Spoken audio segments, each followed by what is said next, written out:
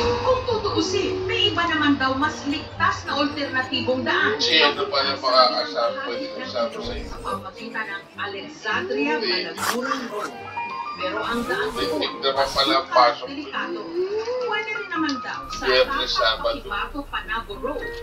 Alam ang biyahe pa ito, aabutin sila ng sabi ko, sayang na. mahirapan daw. Ay, Webes, Viernes.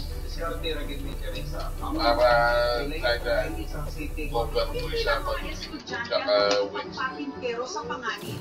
Pati rin mga teacher na dito na destinong magturo. Gaya ng Nore. Hindi wala ako. Wala yung alamit, kasi alam namin na mayroong posibilidad na tataas yung tubig. Manila sa every time na papunta kami, pabalik kami pa uwi, talagang pinagdadasan namin sa Sa tuwing mataas ang tubig,